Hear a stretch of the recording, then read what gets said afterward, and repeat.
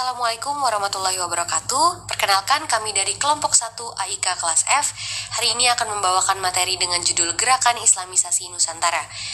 Sebelumnya izinkan kami untuk memperkenalkan anggota kelompok terlebih dahulu. Yang pertama ada Nadifa Adiba Asagaf dengan NIM 267, Fatima Azhara dengan NIM 271, Enana Apriliani dengan NIM 277, dan yang terakhir ada Henry Rizky Kurniawan dengan NIM 295. Selanjutnya kami akan menjelaskan mengenai teori pendukung masuknya Islam ke Indonesia. Yang pertama ada teori Gujarat. Teori Gujarat menyatakan masuknya Islam berasal dari Gujarat atau India. Snook menitik beratkan pandangannya ke Gujarat berdasarkan satu, kurangnya fakta yang menjelaskan peranan bangsa Arab dalam menyebarkan agama Islam ke Nusantara. Kedua, hubungan dagang Indonesia dan India telah terjalin lama. Yang ketiga adalah inskripsi tertua tentang Islam terdapat di Sumatera yang memberikan gambaran antara hubungan antara Sumatera dengan Gujarat. Senada dengan pendapat W.F. Stutterheim menyatakan masuknya Islam ke Indonesia berasal dari Gujarat abad ke-13. Dibuktikan juga dengan batu nisan Sultan pertama dari Kerajaan Samudra, yakni Malik al-Soleh yang wafat pada tahun 1297 Masehi. Yang kedua ada teori Mekah. Hamka melahirkan teori baru yaitu teori Mekah. Hamka menolak pandangan yang menyatakan bahwa agama Islam masuk ke Nusantara pada abad ke-13 dan berasal dari Gujarat. Hamka lebih mendasarkan pandangannya peranan bangsa Arab, diikuti orang Persia dan Gujarat sebagai pembawa agama Islam ke Indonesia. Gujarat dinyatakan sebagai tempat singgah semata, dan Makkah sebagai pusat, atau Mesir sebagai tempat pengambilan ajaran Islam. Yang ketiga atau yang terakhir ada teori Persia. Menyatakan kebudayaan masyarakat Islam Indonesia mempunyai persamaan dengan Persia, yang antara lain adalah A. Peringatan 10 Muharram atau Asyura, B.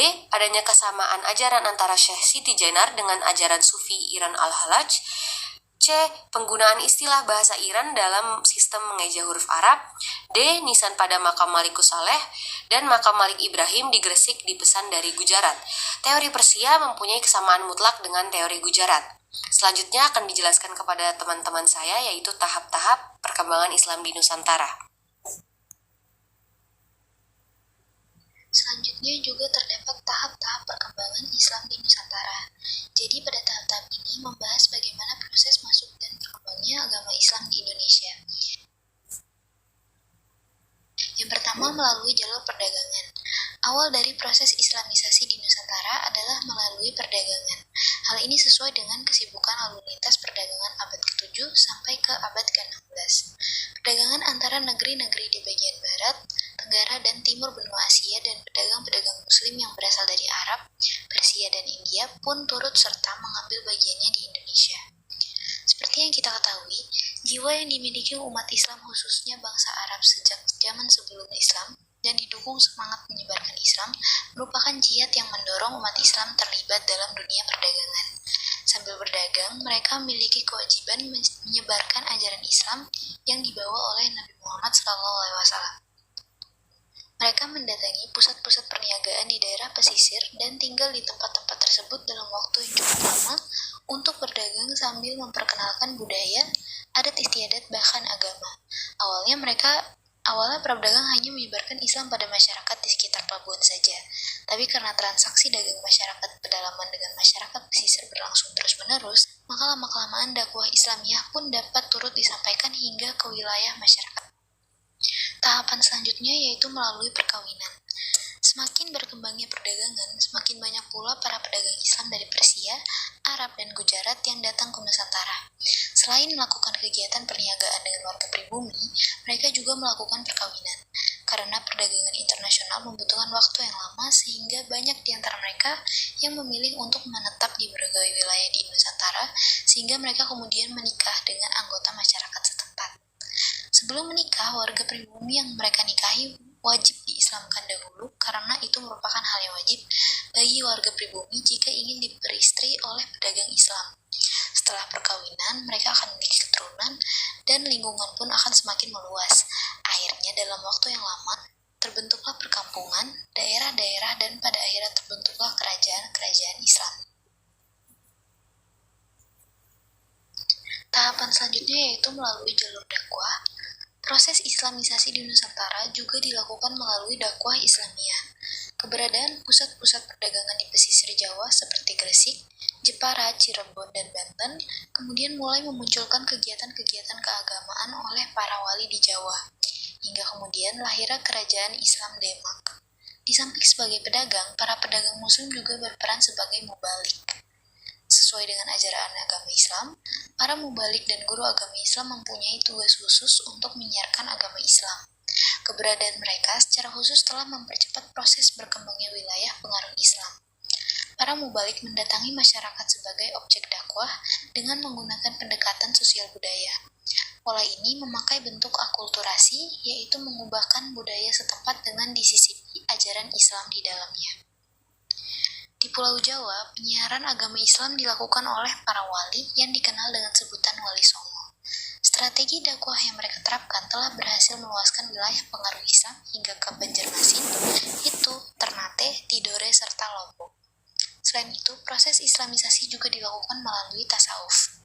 Tasawuf merupakan cara yang sangat efektif untuk menarik pribumi masuk ke dalam agama Islam, di mana para sufi atau pengajar-pengajar tasawuf mengajarkan teosofi yang bercampur dengan ajaran yang sudah lama dikenal oleh masyarakat Indonesia.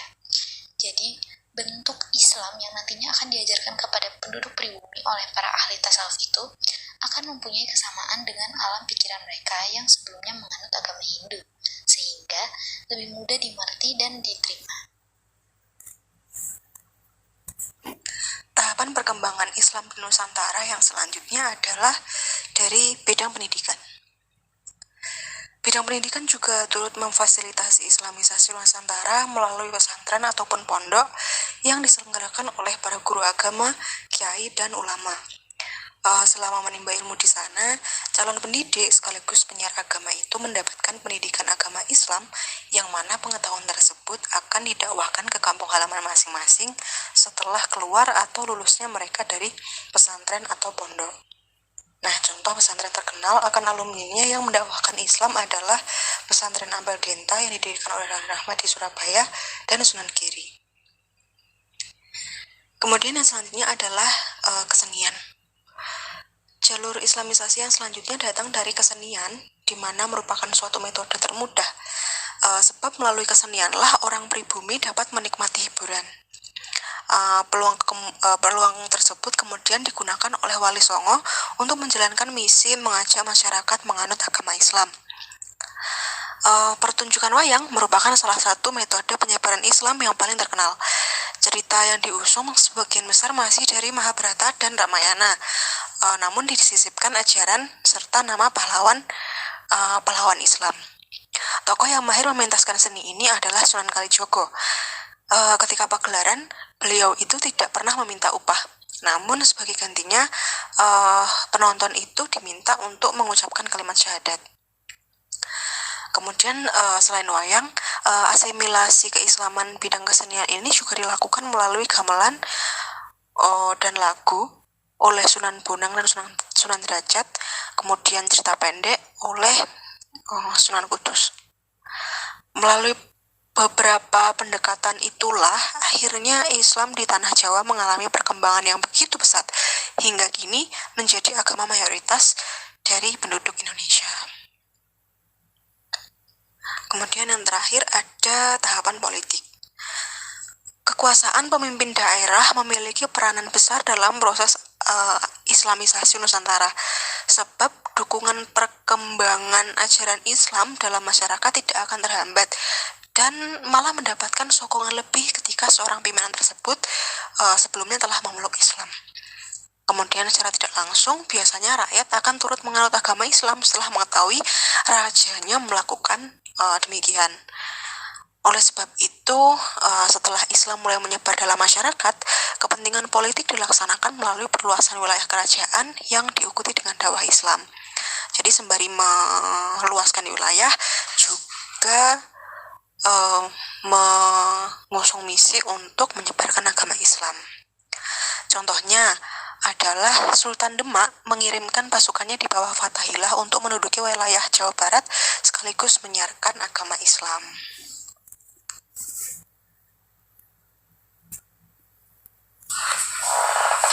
Baik, saya akan menjelaskan tentang corak Islam di Indonesia. Islam sebagai agama mayoritas di Indonesia. Saat ini Islam telah menjadi agama mayoritas di Indonesia dan telah memberi warna dan corak pada peradaban yang khas pada negara ini. Islam telah membawa peradaban yang berakar kuat pada tradisi sejak zaman Rasulullah Muhammad SAW.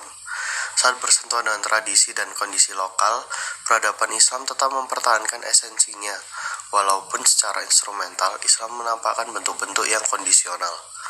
Menurut Hasan Mu'arif Ambari, masa-masa datang, tumbuh, dan berkembangnya Islam, serta unsur-unsur budaya Islam di Nusantara menghasilkan dan meninggalkan peradaban yang secara ideologis bersumber pada kitabullah dan sunnah Rasul.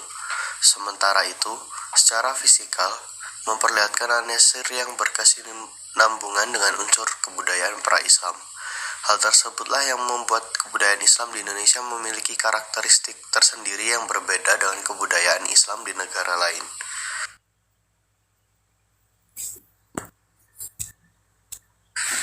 Yang selanjutnya adalah aneka ragam identitas Islam. Dari beberapa penelitian yang telah dilakukan, ada beberapa identitas Islam yang dipengaruhi oleh kawasan-kawasan tertentu di Indonesia, yaitu yang pertama adalah Islam Nusantara. Islam Nusantara ini menurut Asyumardi Asra, jika mengikuti kerangka Noack, bahwa penerimaan masyarakat terhadap Islam lebih tepat disebut adesi, yakni konversi dari ke dalam Islam tanpa meninggalkan kepercayaan dan praktik keagamaan yang lama. Salah satu buktinya adalah masyarakat Muslim Nusantara ini ternyata masih melestarikan sebagian budaya Hindu-Buddha maupun animisme-dinamisme sebagai agama maupun kepercayaan yang keberadaannya telah mendahului Islam di negeri ini, sehingga tidak jarang sulit diidentifikasi antara Islam dengan budaya tersebut. Islam Nusantara ini memiliki keunikan-keunikan, antara lain sebagaimana dilaporkan Asyumardi Asra bahwa kawasan Nusantara ini merepresentasikan salah satu bagian dunia Islam yang paling sedikit mengalami Arabisasi.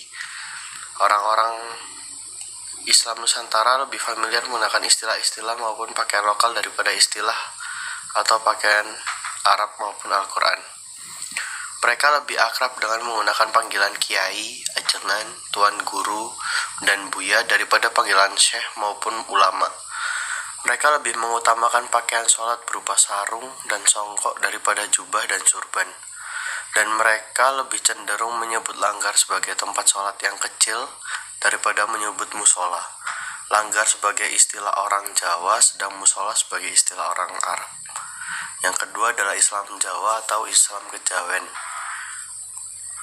Islam Kejawen menjadi salah satu fenomena keagamaan di dunia yang sangat menarik. Agama Islam telah mengubah wajah dan kiblat orang Jawa. Namun, lantaran kuatnya tradisi orang Jawa menyebabkan Islam harus beralkulturasi. Wujud alkulturasi ini menjadi ajaran khas Jawa yang dikenal dengan Islam Kejawen. Menguatnya ajaran Islam Kejawen ini melahirkan ajaran-ajaran yang ditulis berupa suluk dan primbon, Sunan Kalijaga yang mengarang tembang ilir-ilir, mengubah tembang Macapat Nentrum dan Dangkulo, dan membuat gambar wayang kulit. Yang selanjutnya adalah Islam Syariah. Peneliti menjelaskan bahwa di kalangan masyarakat desa adat Pelau, Maluku, terdapat penafsiran dan praktik yang berbeda terkait relasi adat dengan agama, sehingga terdapat pemisahan antara kelompok Islam adat dan kelompok Islam Syariah. Secara formal, Islam telah dideklarasikan sebagai agama mereka, tetapi secara operasional, kelompok Islam adat melakukan amalan Islam tertentu yang tidak lazim bila diukur dari parameter ajaran-ajaran Islam. Kelompok Islam adat dan Islam Syariah memiliki dasar agama yang sama, yakni Al-Quran dan Sunnah. Sama-sama melaksanakan rukun Islam, namun dengan cara yang berbeda. Ada 3 hal yang membedakan dua kelompok itu, yaitu penafsiran terhadap ajaran Islam, penentuan waktu pelaksanaan ritual-ritual, dan cara pandang terhadap adat. Pada kelompok Islam adat, tidak semua anggota jamaahnya dapat melakukan sholat Jumat bersama karena dibatasi pada orang-orang tertentu yang diundang. Pelaksanaan sholat Jumat yang dibatasi pada orang-orang yang diundang saja, sedang yang tidak diundang tidak melakukan sholat Jumat menjadi ibadah yang ganjil dari perspektif ajaran Islam sendiri, yang justru bertentangan dengan Islam yang mewajibkan semua muslim laki-laki yang balik, berakal, dan sehat untuk melaksanakan sholat Jumat. Penelitian ini menemukan bahwa polarisasi dari komunitas muslim di Hatu-Haha dengan kategori adat dan syariah sesungguhnya didasarkan pada cara masing-masing kelompok memahami Islam. Kelompok syariah melakukan penafsiran berdasarkan pandangan dan ajaran para ulama Sunni, sedangkan kelompok adat mengikuti pandangan leluhur mereka yang cukup mendapat pengaruh Syiah.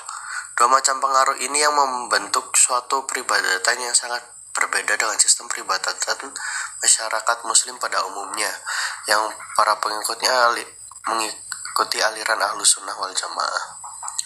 Yang selanjutnya adalah Islam pesisir. Peneliti menjabarkan bahwa di antara fenomena dalam menjalani Islam ialah ciri masyarakat pesisir yang adaptif terhadap ajaran Islam dibanding masyarakat pedalaman yang lebih sinkretik.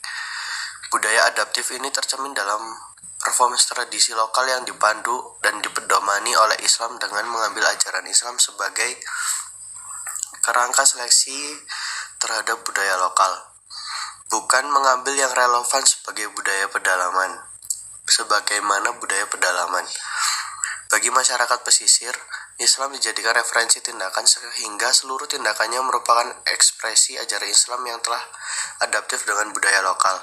Sedangkan sinkretisasi dalam masyarakat pedalaman tercermin dari sikap-sikap memilah ajaran Islam yang sesuai dengan budaya kemudian memadukannya sehingga menjadi rumusan budaya sinkretik.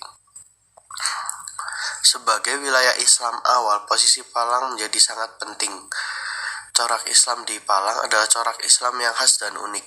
Keunikan itu tampak dari berbagai ritual keagamaan yang menggambarkan masyarakat santri yang akomodatif terhadap budaya lokal. Bentuknya adalah integrasi ajaran Islam ke budaya Jawa pesisiran. Di Palang dijumpai berbagai tradisi akomodatif antara Islam dan budaya lokal, seperti upacara petik laut, manganan atau tasyakuran desa, dan nyadran atau haul makam yang diselenggarakan secara rutin. Sekian penjelasan dari saya tentang corak Islam di Indonesia. Sekian presentasi kami kelompok 1 mengenai gerakan Islamisasi di Nusantara. Terima kasih banyak. Wassalamualaikum warahmatullahi wabarakatuh.